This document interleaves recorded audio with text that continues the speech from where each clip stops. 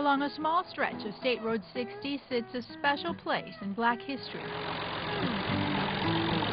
Follow the sounds of the tractors and the sweet aroma of strawberries and you'll find it. Bealsville. Just 7 miles south of Plant City, it was founded at the close of the Civil War by 12 slaves upon being emancipated. They were so free. They just started digging up stuff with their hands. They just started moving and clearing the land with their bare hands. Donald Hallback was born and raised in Bealsville. It was nothing out here, practically, but was. His family home built where in 1865 the newly freed slaves met to plan their future. This is the only place in America that actually really happened. That the Civil War, when they got free, they were truly free. Former slave owners and former slaves shared farming equipment, seeds, and even customers who came to buy crops. Alfred Beal, the town's namesake, planted the first orange seeds, starting a heritage still bearing fruit today. And my mother and those would work in the fields. She said they picked cotton, but I never remembered cotton here. 92-year-old Leola McDonald is the great-great-granddaughter of pioneer Ike Berry.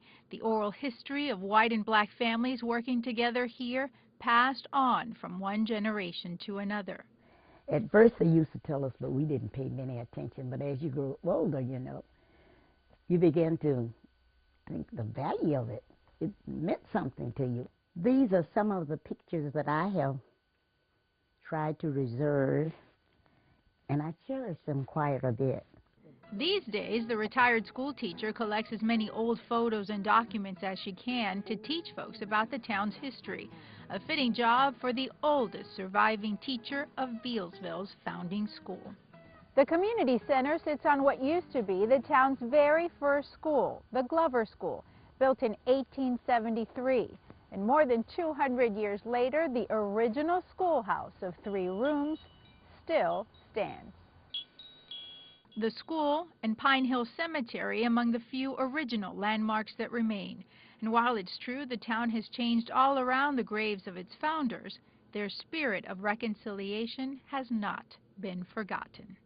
Even at 4 and 5 years old, kids experience the brutality of racism and stuff like that. But it didn't happen here. I feel both lucky and I feel both burdened. Because I ask myself, well, what if I don't share this experience with the rest of the world? And so they do.